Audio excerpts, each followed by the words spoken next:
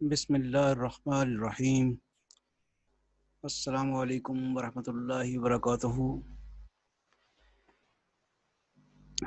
Viewers, इस lecture में complex root of characteristic equation हम डिस्कस करेंगे, एक एग्जांपल सॉल्व करेंगे और नॉन होमोजेनियस डिफरेंशियल इक्वेशंस की कुछ एग्जांपल सॉल्व करेंगे। जैसा कि आपको पता है कि नॉन होमोजेनियस डिफरेंशियल इक्वेशन का सॉल्यूशन जो है वो कॉम्प्लीमेंट्री फंक्शन और पर्टिकुलर इंटीग्रल का सम होता है। तो सबसे पहले हम डिफरेंशियल इक्वेशन, ये होमोजेनियस डिफरेंशियल इक्वेशन कंसीडर करते हैं। Fourth order homogeneous differential equation. The auxiliary equation या कैरेक्टरिस्टिक इक्वेशन इसकी क्या है? d4 minus 4d³ plus 8d square minus 8d plus 4 is equal to 0। इसकी फैक्टराइजेशन करते हैं। d4 minus 4d³ plus 4d square plus 4d square minus 8d plus 4। तो ये जो पहली टर्म है वो स्क्वायर कंप्लीट हो जाता है, डी स्क्वायर माइनस 2d का स्क्वायर कंप्लीट हो जाता है। ये हमारे पास जो यहाँ तक से देखिए, अगर डी स्क्वायर माइनस 2d का स्क्वायर कंप्लीट हो जाता है ये वाला। बाकी यहाँ से हमने क्या किया है, इन दोनों में से 4 कॉमन निकाल लिया है, तो डी स्क्वायर माइनस 2d रह गया प्लस 4। अब आप बड़े गौर से देखें तो ये एक फिर क्वाड्रेटिक इक्वेशन बन गई, जिसका इसको फर्ज करें आप एक्स है, ये एक्स स्क्वायर हो जाएगा, ये एक्स 4x और प्लस 4, ये फिर एक्स स्क्वायर कंप्लीट है। अगर आप देखें x square plus 4x plus 4 हो तो वो एक्स प्लस 2 का स्क्वायर है। एक्स इसमें ये ले लें, D square minus 2d square जो है, यानी डी स्क्वायर माइनस 2d को एक्स ले लें तो ये बन जाएगा एक्स प्लस 2 का स्क्वायर। तो उसको अगर हम देखते हैं तो इस फॉर्म में फिर क्या आ जाता है, D square minus 2d plus 2 का स्क्वायर, ठीक है, इज इक्वल टू 0। इससे आपके पास d square minus 2d plus 2 is equal to 0, और फिर इसकी रूट्स आती हैं d is equal to plus 1 plus minus iota. ये असल में ये स्क्वायर था, ये ज़रा गौर करें, यहाँ पे स्क्वायर था, तो इसलिए यहाँ से जो आंसर आया वो सॉल्व करके तो 1 प्लस माइनस वाइटा आया, लेकिन इस स्क्वायर की वजह से एक और हमें लिखना पड़ेगा 1 प्लस माइनस वाइटा। कैसे बोला? जैसे अब D square is equal to 0 हो तो अब लिखते हैं डी इज इक्वल टू 0 0, या D square is equal to, अगर आपके पास आ जाता है D minus 1 square is equal to 0, तो आप लिखते हैं D minus 1 is equal to 0, D minus 1 is equal to 0, 2 दफ़ा लिखते हैं रिपीटेड रूट्स के लिए। इसलिए ये जो चुके ऊपर स्क्वेयर आया हुआ है, तो इसको एक दफ़ा सॉल्व करके तो ये आ गया, दूसरी दफ़ा भी सॉल्व करेंगे तो फिर यही जवाब आएगा। तो डी की वैल्यू जो है हमारे पास कॉम्प्लेक्स रूट्स आई और साथ रिपीटेड हैं। तो इसमें जो हमारे पास इसका रियल पार्ट आया हुआ है, ये देखें, यहाँ पे रियल पार्ट 1 है, ये लदा कर लेंगे ई की पावर में, इस एक्स का कोएफिशिएंट 1 आ जाएगा, और आइट्रा की वजह से कॉज एक्स साइन एक्स आएगा, और रिपीटेड की वजह से c1 प्लस c2x आएगा। कॉम्प्लेक्स रूट्स होने की वजह से कॉज एक्स और साइन एक्स आया, और रिपीटेड होने की वजह से c1 प्लस c2x आया, 2 दफ़ा चुके रिपीट हुई हैं। और ये जो 1 है ई की पावर एक्स बाहर चला गया। अगर ये 1 प्लस माइनस 2 आइटा रिपीट हुआ होता तो फिर कॉस के और साइन के एंगल में 2 लग गया होता, कॉस 2x और साइन 2x। और अगर ये ज़्यादा दफ़ा रिपीट हुई होती तो फिर इसी तरह c1 plus c2x plus c3x square up to so on. और अगर ये रेपिटेशन ना होती, सिर्फ 1 प्लस माइनस आइटा होता, तो यहाँ लगता c1 cos x plus c2 sin x। तो ये रेपिटेशन की वजह से वो फॉर्मेट जो हम पीछे डिस्कस करके आए हैं पिछले लेक्चर में, वो यहाँ पे लगा दिया गया है। नॉन होमोजीनियस डिफरेंशियल इक्वेशन, ये nth ऑर्डर डिफरेंशियल इक्वेशन, जिसमें राइट हैंड साइड में आप देख रहे हैं कि x का फंक्शन है, इसको हम कहते हैं non homogeneous differential equation. A n d n y over dxn plus an minus 1 dn minus 1 by dxn minus 1 up to so on। ये डिफरेंशियल इक्वेशन जो है अगर यहाँ पे 0 हो तो फिर इसको nth order homogeneous differential equation कहते हैं। और अगर यहाँ पे ये फंक्शन ऑफ x है तो इसको फिर nth order non homogeneous differential equation कहते हैं। विद कांस्टेंट कोएफिशिएंट्स इसलिए कह रहे हैं कि an माइनस वन a1 जो है ये कांस्टेंट होंगे, independent of x and y। अब कह रहे हैं तो nth order differential equation where a n to a naught are real and independent of x and y यानी constants is said to be the homogeneous non-homogeneous differential equation with constant coefficients. Introducing the differential operators, ये जो differential operators आप use करते हैं, d is equivalent to d over dx, d square is equivalent to d square over dx square up to so on, dn is equivalent to dn dxn। अगर ये use करें तो equation 1 जो है फिर क्या फॉर्म बन जाएगी, a n d n y plus a n minus one d n minus one y up to so on right hand side पे एफ ऑफ एक्स। अच्छा, अब इस डिफरेंशियल इक्वेशन को इस फॉर्म में भी लिख सकते हैं, keeping Y common from the left hand side and उसके बाद हम इसको ये ऑपरेटर फॉर्म में ये वाली जो सारी की सारी इसे एफ ऑफ डी लिख लें तो f of D Y is equal to f of x आ जाता है। तो ये अल्टरनेटिव वेज हैं of writing the differential equation where f of d is equal to this.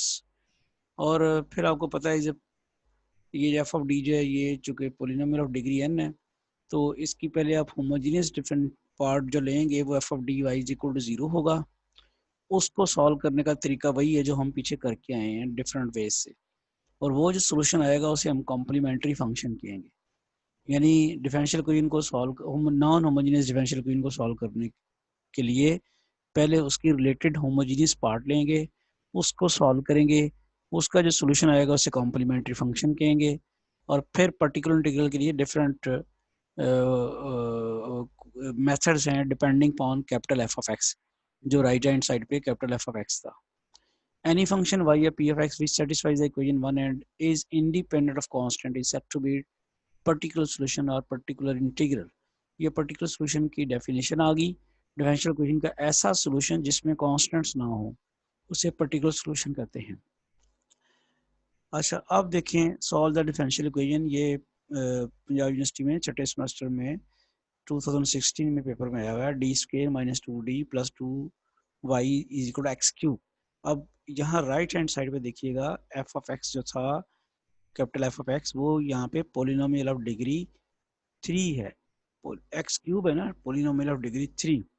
तो अब ये ख्याल रहे कि ये जैसे जैसे ये तब्दील होगा राइट हैंड साइड वाला वैसे वैसे ही हमारा वो सोल्यूशन निकालने का जो पर्टिकुलर इंटीग्रल निकालने का मेथड जो है वो चेंज हो जाएगा। That will depend upon the F of x. अब सबसे पहला काम जो करना है कि इसकी होमोजीनियस पार्ट ऑफ लेनी है। ऑक्सिलरी इक्वेशन जब लेंगे इसकी तो उसका जो होमोजीनियस पार्ट की ऑक्सिलरी इक्वेशन आएगी D square minus 2d plus 2 is equal to 0। इसको सॉल्व करके जो निकलेगा सोल्यूशन, यानी ये तो सोल्यूशन आपको पता है, इसकी कैरेक्टरिस्टिक इक्वेशन की या ऑक्सिलरी इक्वेशन की रूट्स के ऊपर डिपेंड करता है। तो ये तो क्वाड्रेटिक है तो क्वाड्रेटिक फार्मूला लगा दिया आपने, क्वाड्रेटिक फार्मूला लगा के आप डी की वैल्यू निकालेंगे। डी की वैल्यू आपके पास आ जाती है 2 plus minus 4 minus 8 under root over 2 minus 4, और ये फिर जाहिर बात है अंडर रूट के अंदर नेगेटिव साइन है तो दिस विल प्रोड्यूस आइटा। तो आपके पास आ जाएगा 2 plus minus 2 iota over 2। Obviously 2 common लेके नीचे वाले 2 से कैंसिल करके 1 प्लस माइनस आइटा आ जाएगा। अब कॉम्प्लीमेंट्री फंक्शन जैसे आपको पीछे भी बताया है एग्जाम्पल में, लेकिन उसमें रिपीटेड रूट्स ही, इसमें रिपीटेड रूट्स नहीं है, इसलिए c1 cos x plus c2 sin x। cos sin x इसलिए आ रहे हैं क्योंकि आइटा आया हुआ है, और ये जो 1 है ये e की पावर में लग गया। अब ये कॉम्प्लीमेंट्री फंक्शन आ गया। फॉर पर्टिकुलर इंटीग्रल कंसिडर 1 और ये पर्टिकुलर इंटीग्रल का मेथड समझ लें कि वाई पी किस तरह लिखना होता है। वो जो डिफरेंशियल ऑपरेटर नहीं था पिछले वाला, जो 1 ओवर ये जो D square minus 2d plus 2 characteristic equation जो थी उसका जो डिफरेंशियल ऑपरेटर है उसका रेसिप्रोकल लेना है। वहाँ पे कैरेक्टरिस्टिक इक्वेशन थी D square minus 2d plus 2 is equal to 0। पीछे कैरेक्टरिस्टिक इक्वेशन यही थी D square minus 2d plus 2 is equal to 0। इसका रेसिप्रोकल लेके अब ये डी ऑपरेटर है, इसको एक्स क्यूब के ऊपर कैसे ऑपरेट करना है। एक्स जो है ये चूँकि पोलिनोमियल है, पोलिनोमियल पे इसको ऑपरेट करने का तरीका ये होता है कि इसको इसकी बाइनोमियल सीरीज एक्सपेंशन करते हैं। बाइनोमियल सीरीज एक्सपेंशन करने के लिए ज़रूरी होता है कि 2 की जगह यानी यहाँ पे 1 हो, तो आपने 2 यहाँ से कॉमन निकाल लिया, 1 प्लस दिस, अब आप इसको ऊपर ले जाते हैं, 1/2 तो वैसे के वैसे रह गया, 1 plus D square minus 2d over 2 की पावर -1। इसके ऊपर आपने बाइनोमियल सीरीज लगानी है। बाइनोमियल सीरीज कैसे लगाएंगे, 1 प्लस एक्स इनवर्स जो होती है वो बाइनोमियल सीरीज जो है उसका फार्मूला यहाँ पे ओपन करेंगे, कीपिंग 1/2 एज इट इज, और ये 1, और ये फिर आपने ये जो सेकंड टर्म है उसको पूरी को एक टर्म सपोज कर लें, ये सारी की सारी जो है एक टर्म सपोज कर लें। तो क्या होता है, वो टर्म आ गई, फिर ये पावर -1 -2 और 2 फैक्टोरियल और इस टर्म का स्क्वायर, फिर -1 -2 -3 और 3 फैक्टोरियल और इसका क्यूब। तो अब थोड़ी सी इसकी सिंप्लीफिकेशन और ज़रा करते हैं, वो कैसे करनी पड़ेगी, इसका स्क्वायर ओपन करेंगे, इसका क्यूब ओपन करेंगे। तो जब हमने पहले तो ये लिख लिया इसी फॉर्म में, ये आ जाता है 2 फैक्टोरियल 2 फैक्टोरियल, या 3 फैक्टोरियल 3 फैक्टोरियल आ जाता है। अब इसको कैंसलेशन करके इसकी देखते हैं कि हमारे पास सिंप्लीफिकेशन के बाद क्या रिजल्ट आता है। अभी तो फैक्टोरियल कटे हैं, अब ज़रा देखते हैं कि इसका स्क्वायर ओपन किया है, d4 - 4d cube plus 4d square आ जाएगा इसका स्क्वायर ओपन करने से। इसके ऊपर क्यूब का फॉर्मूला लगा के हमने क्यूब ओपन किया, वो क्या होता है, बाइनोमियल थ्योरम का फॉर्मूला लगा दें, डी स्क्वायर की पावर 3 आएगी -3 डी स्क्वायर की पावर 2 और 2d वैसे ही, फिर +3 डी स्क्वायर आ जाएगा और 2d की पावर 2 आएगी, फिर -2d की पावर 3 आ जाती है, एंड ये सीरीज आगे एक्सपेंड करते जा रहे हैं सो ऑन। अब आप देखते हैं यहाँ पे हम क्या कर रहे हैं, D4 और हायर पावर ऑर्डर की पावर जो है वो निगलेक्ट कर दी। क्यों कर दी हैं, D डिफरेंशियल ऑपरेटर है, D जब किसी के ऊपर ऑपरेट होगा तो उसका डेरिवेटिव लेगा। तो इस वक्त D ने ऑपरेट होना है किसके ऊपर, एक्स क्यूब के ऊपर। एक्स क्यूब का पहला डेरिवेटिव आएगा 3x², दूसरा डेरिवेटिव आएगा 6x, तीसरा डेरिवेटिव आएगा 6 और चौथा आएगा 0। लिहाजा जब ये d की पावर 4 जब भी एक्स क्यूब पर अप्लाई होगी तो दैट विल क्रिएट अ 0, तो therefore there is no need to write d4, and d5 भी 0, पांचवा डेरिवेटिव भी 0 करेगा, छठा भी 0 करेगा, सारे के सारे जो हैं वो 0 कर देंगे, इसलिए हमने उनको छोड़ दिया। आपको याद रखने वाली बात यह है कि यहाँ x की जो हाईएस्ट पावर होगी, d की आपने उतनी हाईएस्ट पावर लेनी है, उससे ज़्यादा बड़ी जो होंगी वो सारी छोड़ देनी है। तो x की हाईएस्ट पावर चूंकि 3 है तो आपने d3 तक ही आना था, उसके आगे वाली सारी की सारी d4 5 जो है वो छोड़ देनी है। अब इसको सिंप्लीफाई कर लें, आप ज़रा सिंप्लीफाई करते हैं तो ये 1/2 1 plus d² 2 plus D x cube. अब आप एक्स क्यूब को ऑपरेट जब आप इसके ऊपर करवाएंगे तो आपके पास जो रिजल्ट आएगा वो आ जाता है,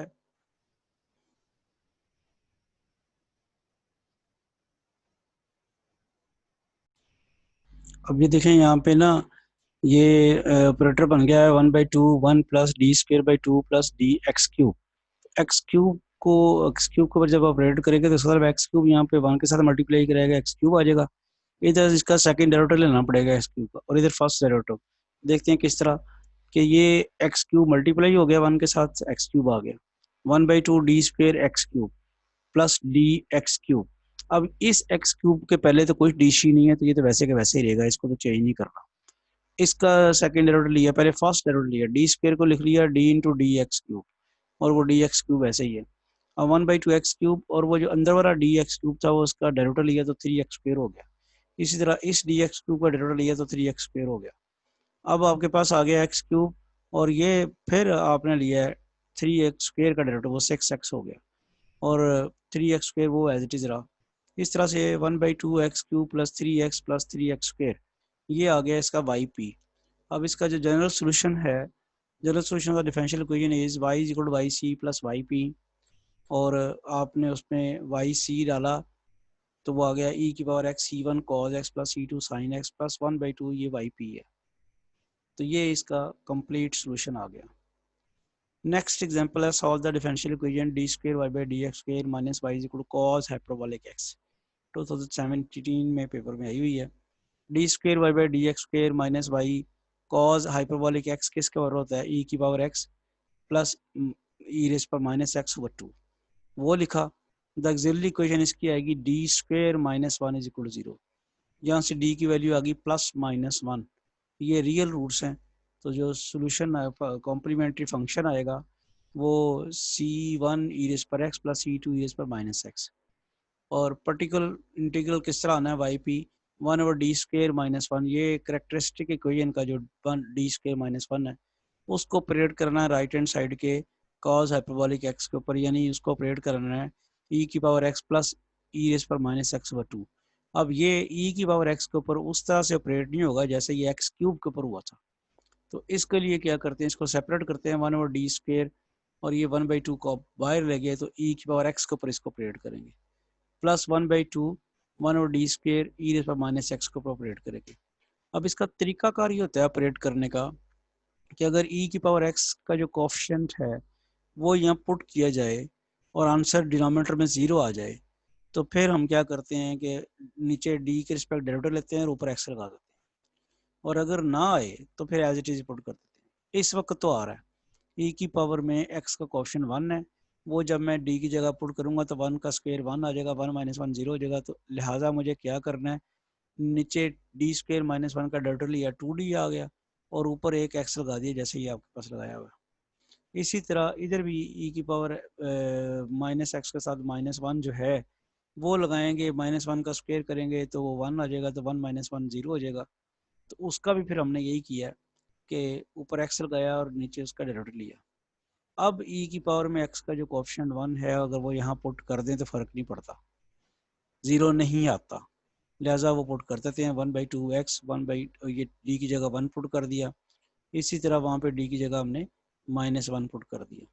अब इसको सिंप्लीफाई करते हैं 1/4 x ई रेस पर x माइनस 1/4 x ई रेस पर माइनस एक्स, 1/2 अब कॉमन ले लें, x भी वैसे रहने दें, और e की पावर x माइनस e की पावर -x ओवर 2, ये साइन हाइपरबोलिक x के बराबर होता है। चूँकि क्वेश्चन जो है उसमें कॉज की फॉर्म में दिया हुआ था, तो अगर हम आसानी से साइन हाइपरबोलिक में या कॉज में दोबारा कन्वर्ट कर सकते हैं तो वो कर देते हैं। ये वाई पी आ गया। जनरल सोल्यूशन जैसे कि आपको पता है कि वो complementary function plus particular integral होता है, तो वो जब हम करते हैं तो C1 ई रेस पर एक्स प्लस C2 ई रेस पर माइनस एक्स, और वाई पी आपने ये मालूम किया 1/2x साइन हाइपरबोलिक एक्स।